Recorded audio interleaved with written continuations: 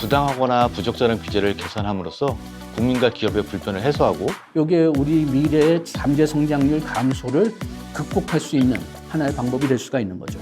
주어진 여건에서 비용을 덜 들이고 비용을 더 이제 투입하지 않더라도 그 효과를 이제 극대화할 수 있는 그런 방안을 찾아가는 것이 이제 규제 혁신이다.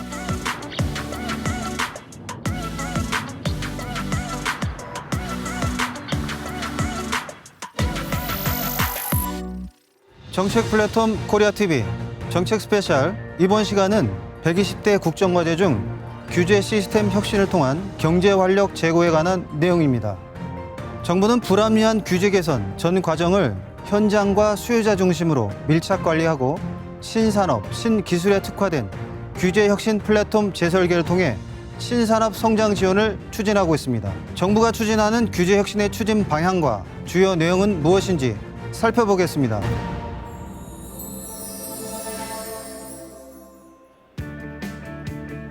현장의 실질적인 변화로 경제 효율성 극대화 및 성장 동력 확충을 예고한 규제 시스템 혁신.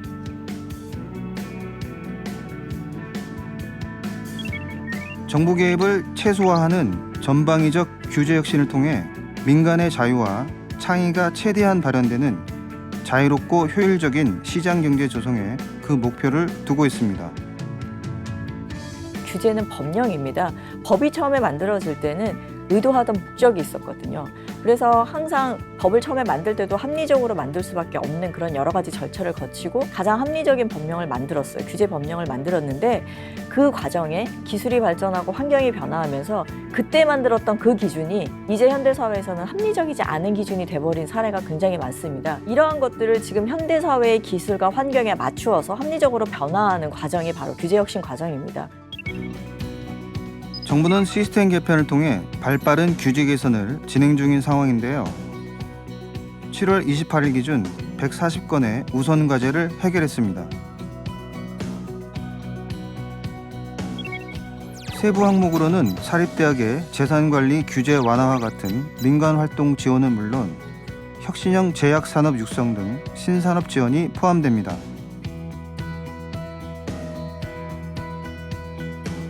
그 외에도 간척지 활용사업 용도 확대와 일부 숙박업 시설 기준 개선으로 중소기업과 소상공인 부담을 완화하는 한편 국민생활 불편 완화에도 힘쓰고 있는데요. 장학재단법 시행령을 개정해 학자금 대출의 저금리 전환 대상을 확대한 사례도 초기에 시행된 완료과제 140건에 포함됩니다. 그 후 지속적인 노력이 보태져 8월 말 기준으로는 총 194건을 개선, 2022년 연말까지 434건의 우선과제 해결이 목표입니다.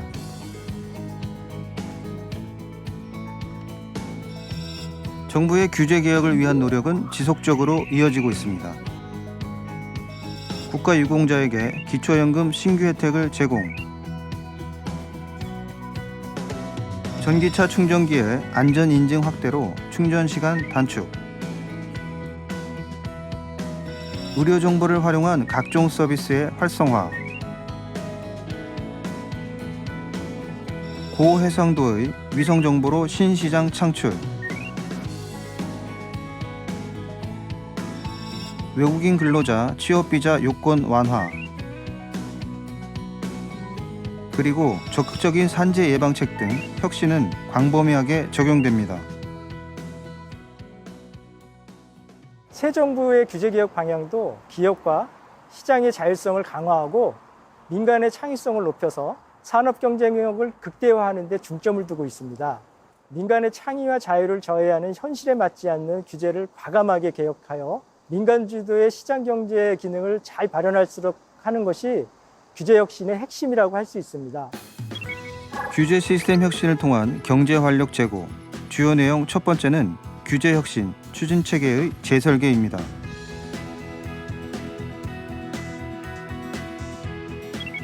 재설계된 시스템 체계에는 최고 결정기구인 대통령 주재 규제혁신 전략회의가 만들어졌습니다. 대통령이 최고의 어떤 행정 그 수반으로서 규제 개혁이 필요하다라고 하는 것들을 의지를 이제 천명을 하면서 각 부처가 가지고 있는 규제를 개선할 수 있도록 정치적인 어떤 지도력 이런 것들을 보여주는 것이 중요하고, 그래서 윤석열 정부에서도 이런 혁신 전략 회의를 만들어서 강력한 이제 규제 개혁의 어떤 동력으로 지금 활용할 생각입니다. 규제 시스템 혁신을 통한 경제 활력 제고의 주요 내용 두 번째, 민간 주도의 규제 혁신 추진 기반 구축입니다. 대통령 주재 규제 혁신 전략 회의 아래 민관연이 합동한 규제 혁신 추진단을 두고 있는데요. 정책 경험, 전문성, 현장성이 결집된 조직입니다. 규제 혁신 추진단은 규제 혁신 전략 회의를 실무적으로 뒷받침하고요. 이 추진단은 총리 그리고 민간 공동으로 지금 일을 하고 있고, 이 사업을 위해서 150명 내지 200명의 주로 퇴직 공무원이 되는데요. 그런 분들을 고용해 가지고선 지금 이런 덩어리 규제를 해결하기 위해서 노력을 하시고 계시고요. 규제 담당자들의 판단을 받아 가지고 이 규제 개선 권고안 같은 것을 마련합니다. 규제 시스템의 혁신을 위해 규제 심판부를 구성, 분야별 민간 전문가인 규제 심판관이 규제 개선을 추진합니다.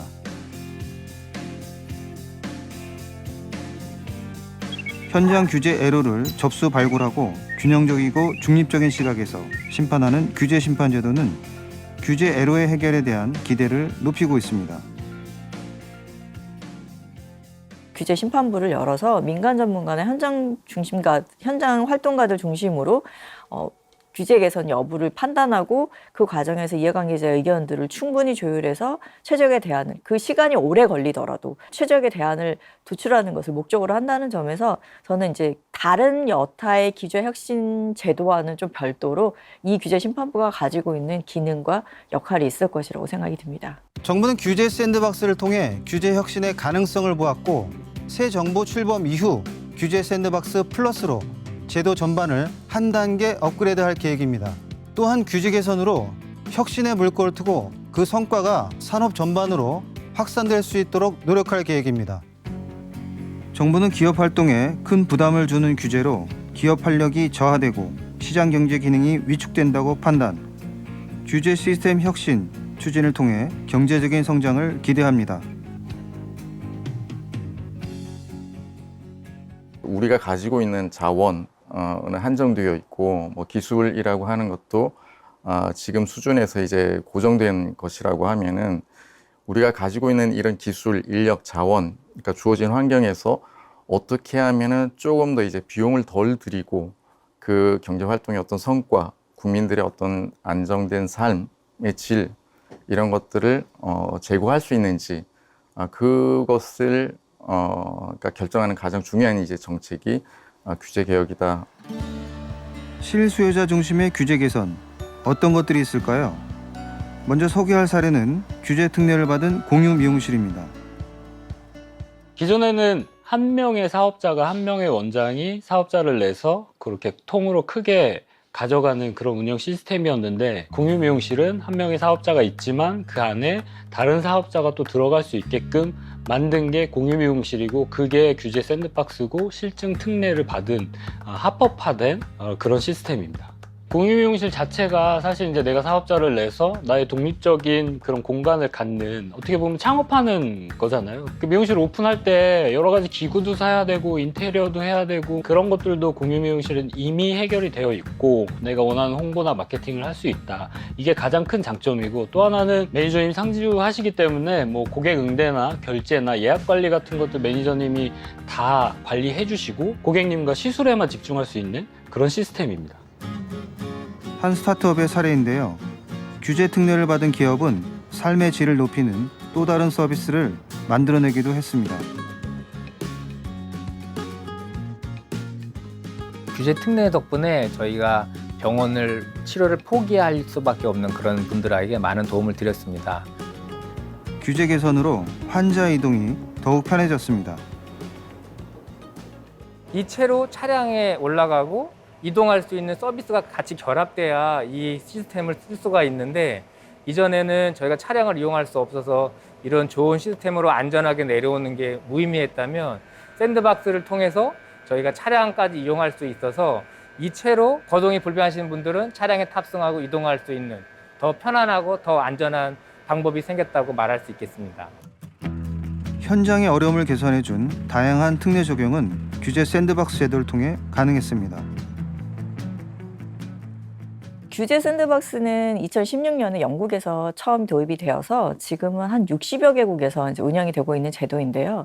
사실 영국에서 처음에 만들어진 규제 샌드박스의 특징은 뭐였냐면 새로운 서비스나 모델이 등장을 하였을 때 기존에 이미 규제가 없어요. 그러면 이거에 대해서 새로운 질서를 만들어줘야 되는데 이로 인한 어떠한 앞으로 일어날 부작용이라든지 뭐 영향을 우리가 미리 예측해 볼 수가 없잖아요. 그런 상황에서 섣불리 규제를 만들기가 어려우니 이걸 일정 기간 동안 제한적인 조건 하에서 시범 적용을 해보게 하고 그 안에서 발생할 수 있는 역기능이라든지 아니면 영향들을 미리 예측해보고 그 데이터를 모아서 좀 더 합리적인 규제를 만들기 위한 그런 제도라고 볼 수가 있습니다.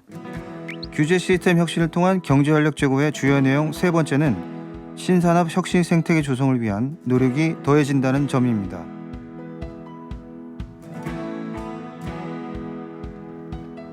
신산업 혁신 생태계 조성의 일환으로 제도를 규제 샌드박스에서 규제 샌드박스 플러스로 전면 개편해 더 신속한 규제 개혁을 목표로 합니다.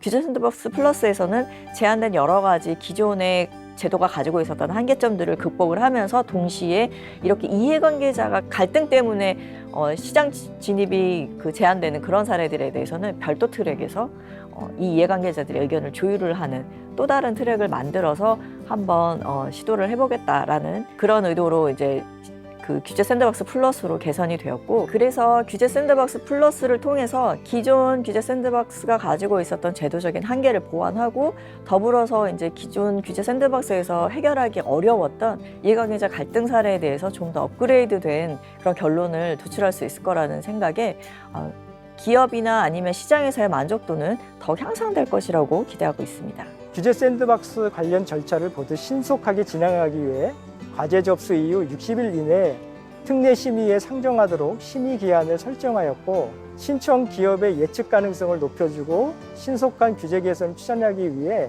실증 결과 안정성이 입증된 경우에는 90일 이내에 규제 법령 개정 계획을 수립하여 신청인에게 통보해 주도록 하였으며, 신구 산업 간 이해 갈등 등으로 인해 규제 개선이 지연되는 문제를 해결하기 위해 중립적인 민간 전문가와 이해관계자들이 함께 참여하는 정책 실험을 하고 협의를 통해 규제 개선 방안을 마련하는 제도도 도입하였습니다.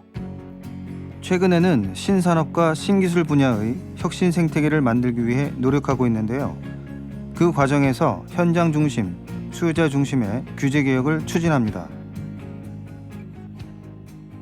자율주행 로봇 배달 플랫폼을 이용해서 싸고 빠르고 쉽게 배달받을 수 있는 서비스를 개발하고 있는 회사입니다. 카메라 기반의 자율주행으로 도심과 같은 복잡한 환경에서도 안정적으로 자율주행을 할 수 있도록 소프트웨어와 하드웨어 개발이 된 저희 개발 노력의 결정체라고 할 수 있겠습니다. 로봇이 현행법상으로는 자동차로 분류가 됩니다.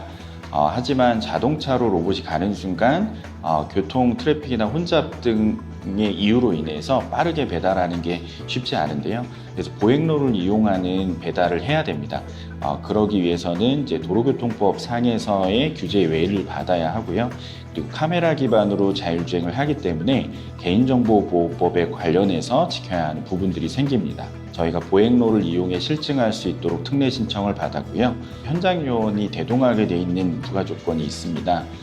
이 부분을 7월 달에 이제 부가 조건 완화에 대해 발표를 해주셨고요. 무한 가능성을 가진 신산업과 신기술 분야의 발전을 위해 정부는 다양한 지침을 마련 중입니다. 신산업 혁신 생태계 조성을 위한 또 하나의 노력으로 규제 지체 현상을 극복하기 위해서 유연한 규제 시스템인 네거티브 규제를 시행합니다. 네거티브 규제란 법률이나 정책에서 금지한 행위가 아니면 모두 허용하는 규제 방식입니다. 포지티브 규제와는 반대 개념입니다.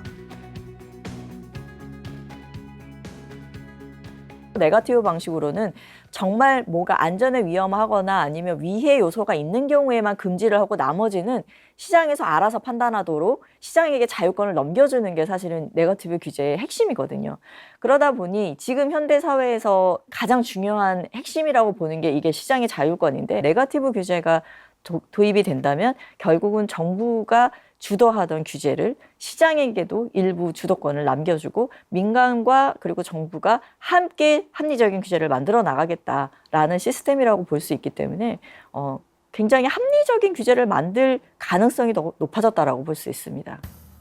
여러 차례 필요성이 제기되어 온 규제 개혁, 그중에서도 여러 부처와 복잡한 법령 체계로 얽혀있는 이른바 덩어리 규제를 걷어내는 것도 관건입니다. 정부는 이 덩어리 규제가 기업 활동에 큰 영향을 미치는 만큼 민간 협업을 통해 전략적으로 개선해 나갈 계획입니다. 규제 시스템 혁신의 새로운 추진 방향에서 주목할 특징은 선제적 과제 발굴을 시도한다는 점입니다. 그 일환으로 다양한 부처가 얽혀있는 일명 덩어리 규제를 혁파하며 적극적인 개선 방안을 찾습니다. 부처들끼리 뿐만이 아니라 한 부처의 여러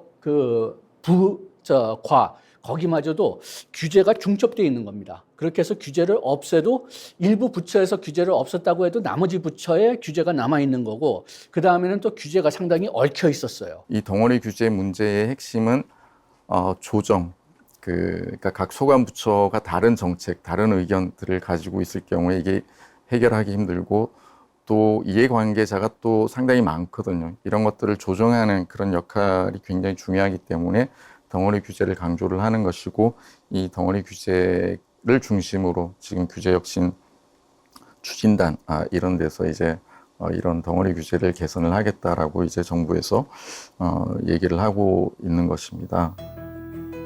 다양한 부분이 고려된 합리적인 규제 개선은 기업의 이익 창출뿐 아니라 공익적인 기대 효과도 있습니다.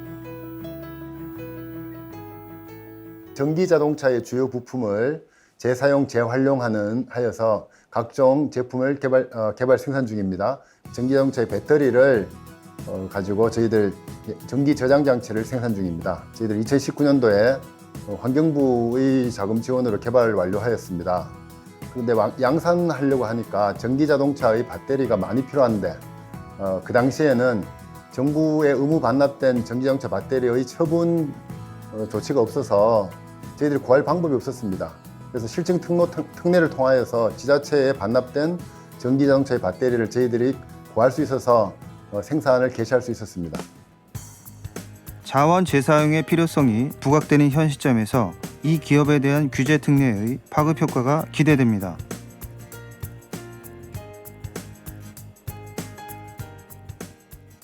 정부 정책으로 많이 보급된 전기 자동차가 폐차되어서 나오는 그 배터리를 가지고 일반 시민들이 또 성능 좋게 값싸게 쓸 수 있는 제품을 만들어서 저희들이 공급한다는 그런 자부심이 있습니다. 규제 개선을 통해 기업 경제가 활성화된다는 것은 단순히 기업의 이익 추구를 넘어 생활의 편리함을 줄 수도 있습니다. 규제 시스템 혁신을 통한 경제 활력 제고의 주요 내용 네 번째, 빅데이터 및 인공지능 기술을 활용한 규제 행정 전 과정의 혁신입니다. 최근 산업 및 생활의 전반적인 분야가 바뀌고 있어 규제 개혁에 대한 요구가 있습니다.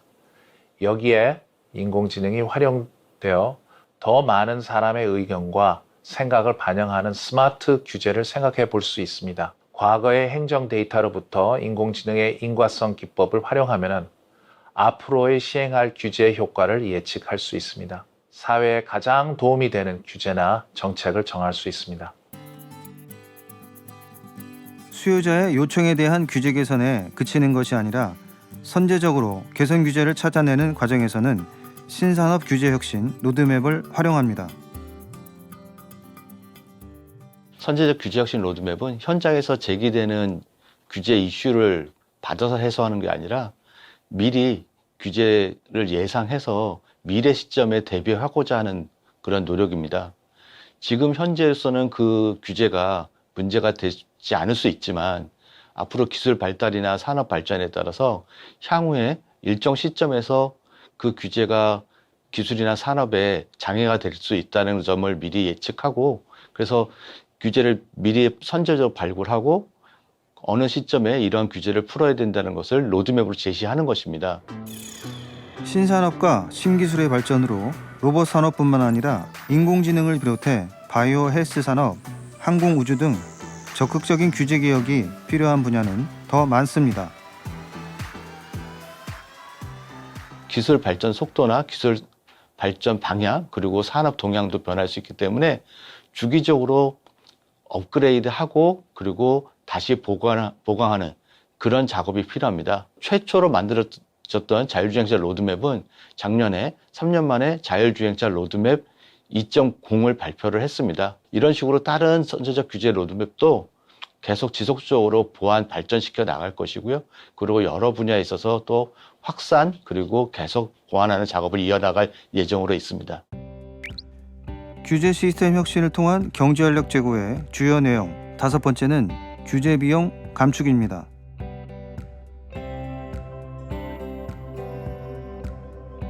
기관별 특성을 반영한 규제 비용 감축 목표의 설정 및 관리를 통해 기업과 국민 부담을 완화하는데요. 그 과정에서 원인 투 아웃 제도를 도입했습니다.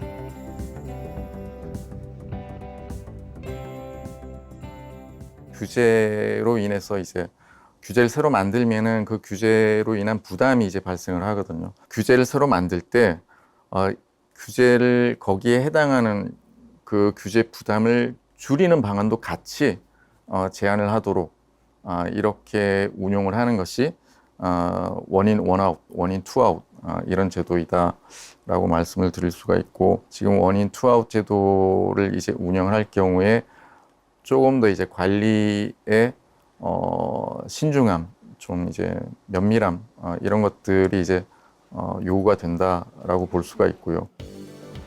규제 개혁은 기업만을 위한 장치가 아닌 국민 전체의 편의를 위한 것입니다. 국민 건강을 위해서 영유아 구강 검진의 확대와 더불어 통보서 서식의 개정이 이루어졌음을 하나의 사례로 들 수 있는데요.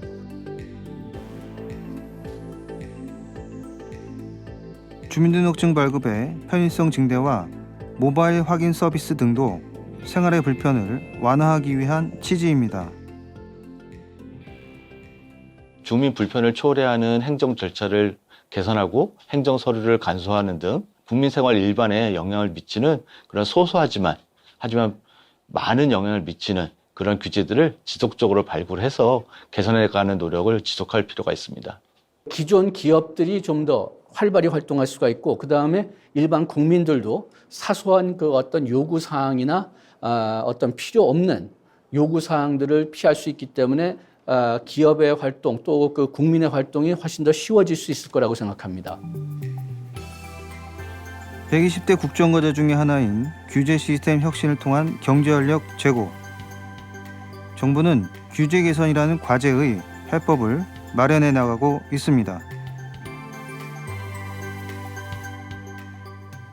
규제 혁신이 바꿔놓을 대한민국의 미래 어떤 모습일까요? 김종문 국무조정실 규제조정실장님을 모시고 심도 깊은 이야기를 나눠보도록 하겠습니다.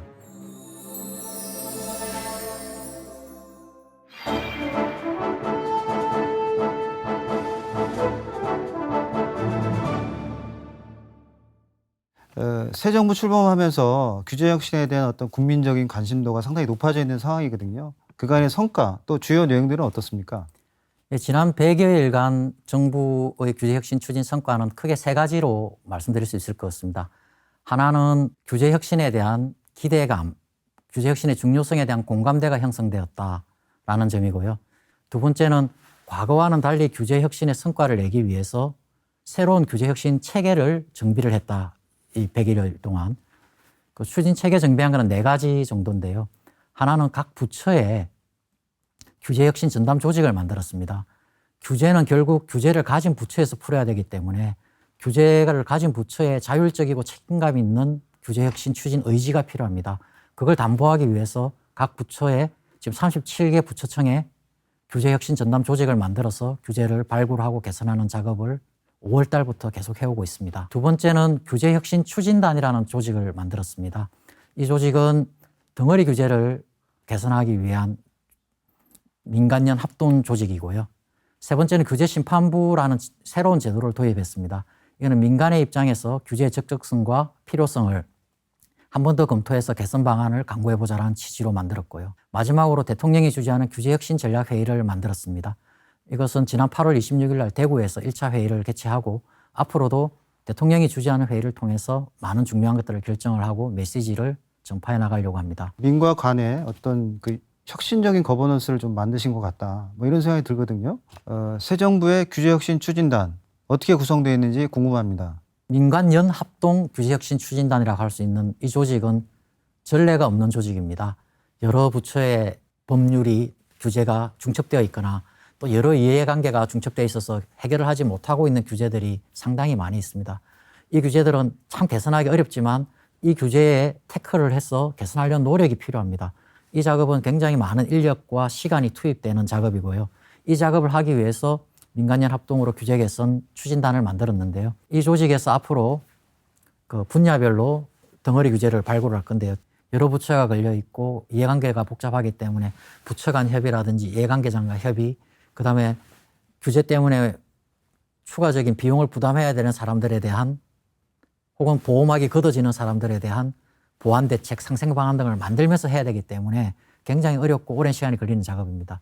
이 작업을 하기 위해서 그 전담 조직으로서 규제혁신 추진단을 만들었고 말씀하신 대로 공무원, 전직 공무원, 연구기관, 경제단체 등이 다 참여하는 협동 거버넌스 체제로 해서 한번 도전을 해보려고 합니다. 앞서 그 말씀해 주셨던 것처럼 민간 전문가로 구성된 규제 심판부가 좀 상당히 궁금하거든요. 규제 심판 제도라는 새로운 제도를 도입했습니다. 규제 심판이라고 하는 것은 해당 규제가 적정한지 혹은 필요한지 그 비례성이 있는지 이런 걸 따져보는 건데요. 피규제자들은 항상 조금 과도하다거나 불합리하다거나 이런 걸 바꿨으면 좋겠다는 의견을 계속 냅니다.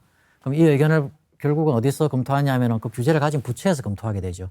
하지만 공급자 입장에서만 판단을 하면 고려해야 될 요소들을 좀 덜 고려한다든지 조금 폐쇄적일 수 있기 때문에 규제자 입장이 아니라 민간 관련 분야 전문가의 입장에서 이 규제가 필요하다고 주장하는 부처의 의견을 듣고 또 이 규제가 과도하다고 말하는 피규제 입장을 듣고 전문가적 입장에서 어떤 게 좋겠다. 이 규제는 이런 식으로 바꿀 수도 있다라는 규제 개선 권고안을 만들어서 부처의 규제 개선을 좀 도와주자. 이런 취지로 만든 겁니다. 이 규제 심판부가 사실 어떻게 보면 민간의 어떤 생활과 관련된 규제들을 많이 이렇게 조정해주는 그런 역할도 할 것 같습니다. 그렇죠. 이게 피규제자들이 과도하다고 말하는 이 규제들이 생활과 관계된 걸 수도 있고 기업 활동과 관련된 걸 수도 있는데 그런 내용들을 듣고 이 규제가 필요하다고 주장하겠죠, 부처는. 왜 필요하고 어떤 면에 필요하고. 그런데 과연 그 방법밖에 없느냐. 그리고 미래의 사회 변화를 생각했을 때 이거 좀 낮추고 다른 방식으로 이걸 보완하더라도 가능하지 않겠느냐. 이런 토론이 일어나고 그러면서 이런 개선을 한번 권고해 볼 수가 있는 거죠. 규제혁신의 최고 의사결정기구죠. 대통령 주재 규제혁신 전략회의에 대해서 설명 부탁드리겠습니다. 예, 규제혁신 전략회의는 대통령이 주재해서 그 관계된 부처와 민간 전문가들 혹은 경제단체들이 참여해서 함께 규제 개선 방안에 대해서 논의하고 확정하는 자리입니다. 근데 부처나 공무원들이 규제에 대한 적극적인 입장을 가지려면 그것은 최고 통수권자 대통령의 강력한 의지와 관심이 필요합니다. 그래서 대통령이 주재하는 회의를 주기적으로 연다는 것은 규제 혁신의 동력을 지속해 나갈 수 있는데 굉장히 중요한 역할을 합니다. 그래서 지난 8월 26일 날 1차 회의를 해서 3가지 안건을 논의를 했고 앞으로도 주기적으로 회의를 개최하면서 규제 혁신의 동력을 이어가고 규제 혁신의 성과를 창출해 내고자 합니다. 대통령님의 의지도 중요하지만 같이 그 안에 회의 안에 있는 참여자들의 강력한 의지도 상당히 중요할 것 같다. 뭐 이런 생각도 들거든요. 이번 정부의 규제 과정이 조금 차이가 나는 점은 각 부처들이 굉장히 적극적이라는 겁니다. 부처들이 자체적으로 지금 규제 과제를 발굴하고 발표를 하고 있습니다. 지금 총리께서도 각 부처가 주도해서 책임을 지고 발굴하고 개선하고 발표하고 그다음에 후속 조치하는 것을 권장하고 계시고요. 그래서 장관들이 의혹을 가지고 있으니까 부처 공무원들까지 그 의혹이 전파가 되는 거죠. 경제 형벌 규정을 개선한다고 발표하셨는데 그 내용이 궁금합니다.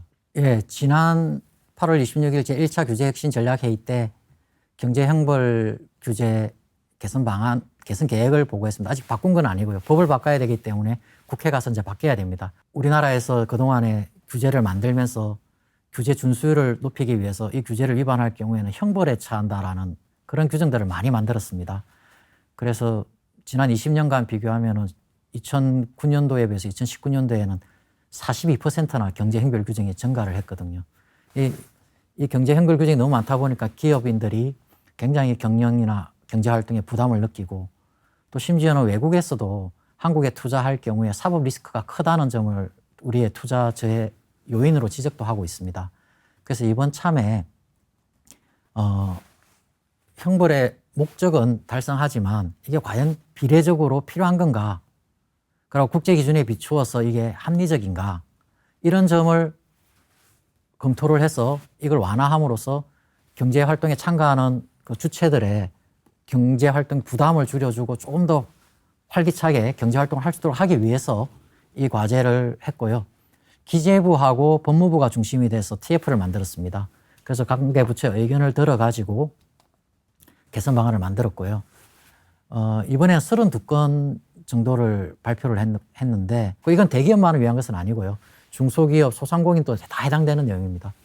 신산업 분야의 규제 혁신을 위해서 기업들에게 규제를 좀 유예해주는 규제 샌드박스 제도가 있는데요. 규제 샌드박스 제도에 어떤 개선 내용이 있다면 어떤 내용이 있습니까? 규제 샌드박스는 신기술이나 새로운 서비스를 하려고 하는 사업자들이 규제 때문에 못하고 혹은 규제가 없어서 기준이 없으니까 아무도 이걸 해라 마라 못 해주니까 사업을 못하고 출시를 못하는 그런 문제들을 해결하기 위해서 지난 2019년도에 도입한 새로운 제도입니다. 지금 한 3년 동안 오면서 지금까지 709건의 규제 샌드박스를 승인을 했습니다. 그중에서 22%인 159건이 지금 승인을 완료했고 실정 사업화했습니다. 그 과정에서 7조 원의 신규 투자가 있었고 연한 업체들의 3,100억 원의 매출 증가가 있었다고 합니다. 그리고 8천여 명의 신규 고용 창출도 있었다고 하니까요. 이 제도는 굉장히 의미가 있고 효과적인 제도다. 그리고 이런 규제 샌드박스가 없었더라면 규제 때문에 사장되어서 새로운 서비스와 제품이 나올 수 있었다라는 점에서 새 정부에서도 인정을 하고 계속 발전시켜 나가려고 합니다. 발전시켜 나가려고 하는 포인트는 두 가지인데요. 하나는 너무 오래 걸린다라는 불만이 있습니다. 또 하나는 갈등 많은 것은 안 해준다라는 불만이 있습니다. 이 두 가지에 본격적으로 좀 태클하려고 합니다. 기존에 하는 것들을 계속 확산시켜 나가는 것 플러스 더 빨리 해주고 더 갈등이 많은 것도 외면하지 않고 도전하겠다. 이 두 가지인데요. 더 빨리 해주는 거는 지금까지는 규제 샌드박스 신청을 하면은 그 승인 여부 결정이 굉장히 오래 걸렸습니다. 근데 이제 뭐 60일 이내에 해주겠다.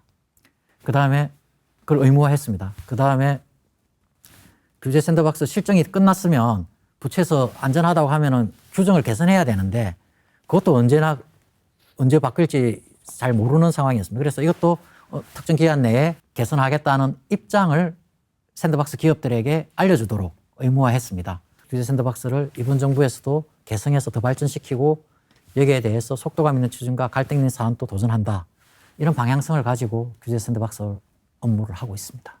덩어리 규제 이런 부분들을 집중적으로 이제 발굴하신다고 얘기를 하셨어요. 이제 덩어리 규제라는 게 여러 부처가 함께 묶여 있는 규제인데 이 덩어리 규제에 대해서 어떻게 좀 발굴하고 또 개선해 나가실지 그게 궁금합니다.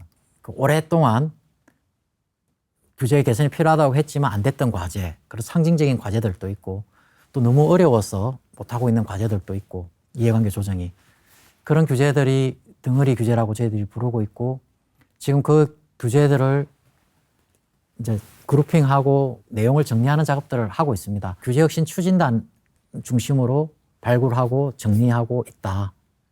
그리고 이 작업을 굉장히 긴 호흡을 가지고 정성을 들여서 할 것이다. 이 말씀을 드리고 싶습니다. 조금 생소한 용어일 수도 있습니다. 원인 투 아웃에 대해서 좀 설명 부탁드리겠습니다. 미국이나 유럽에서 규제 개혁을 할 때 그 한시적으로 많이 사용했던 겁니다. 그러니까 규제 하나를 새로 만들려면은 기존에 있는 규제 2개를 빼라. 그래야 하나를 만들어 주겠다. 이렇게 하는 거는 들어오는 규제에 그러니까 과도한 규제가 안 들어오게 하는 목적도 있고, 그 다음에 부처가 어차피 소극적이니까 이걸 하려면은 지금 있는 규제들 너가 잘 찾아가지고 좀 과도한 규제들은 완화를 해라 라는 압력으로 작용하는 거죠. 그래서 원인 투 아웃이라는 제도가 미국과 유럽에 있는데 우리도 이번에 이제 도입을 하는 거죠. 저희들은 규제 감축 목표제라고 하는데요. 올해는 그 연간 통계로 부처가 들어온 규제 전체가 100이면 그 부처에서 나간 규제가 200이면은 인정해 주겠다. 200% 달성으로. 그러니까 개별 규제별로 하는 게 아니라 그 부처 전체 규제로 계산을 해서 그렇게 하는 방식으로 원인 투아웃 제도를 시작했습니다. 그래서 지금 현재 정부 전체적으로는 200% 감축 목표를 가지고 있고요. 중요한 거는 원인 투아웃 이게 지켜지는 것도 중요하지만 더 중요한 거는 이게 왜 하는 거냐. 기존 규제를 정비하는 것을 촉진하기 위해서 하는 제도다. 그러니까 부처들이 기존 규제를 개선하는 노력을 하는 하나의 유인이 될 수가 있는 거죠. 끝으로 규제 혁신의 그 추진 방향과 앞으로의 계획이 궁금합니다. 암만 작은 규제라도 규제로 인해서 이익을 보는 사람과 손해를 보는 사람이 있게 마련이고, 이 규제를 조정을 하게 되면은 그 이해관계도 조정이 되기 때문에 그 보호해야 되는 거에 대한 고려, 그 다음에 미래에 대한 대비 차원에서 꼭 해야 되지만 이걸 하다 보면 기존에 피해를 보거나 손해를 보게 되는 사람들에 대한 배려를 안 할 수가 없고, 그래서 굉장히 어려운 문제구나라는 걸 느끼고 있습니다. 규제 혁신을 계속 하려면은 국민 여러분이나 피규제자들분이 규제 혁신을 지켜보고 좀 응원을 해주고, 잘하면 잘한다고 응원해주고, 못하면 더 해달라고 하고, 이렇게 국민의 지지와 응원이 있어야 규제 혁신의 추진 동력이 계속 생기기 때문에 이 방송을 보시는 분들이 규제 혁신에 관심을 가지시고 좀 많이 격려해 주시기를 부탁드리겠습니다. 실장님, 규제 혁신의 어떤 최일선에서 열심히 일해주고 계시는데요. 그 귀한 시간 내주셔서 감사합니다. 네, 감사합니다. 민간이 더 자유롭게 투자하고 활동할 수 있도록 방해가 되는 제도나 요소를 제거해 주는 것, 그것이 정부의 역할이고 그 핵심이 바로 규제 혁신입니다. 정부는 정확한 규제 분석을 통해 시대에 뒤떨어지는 규제, 국제 기준에 부합되지 않는 규제들을 찾아 과감히 없애고 재설계를 할 계획입니다. 대한민국의 미래를 바꿀 규제 혁신, 앞으로가 더 기대되는 이유입니다.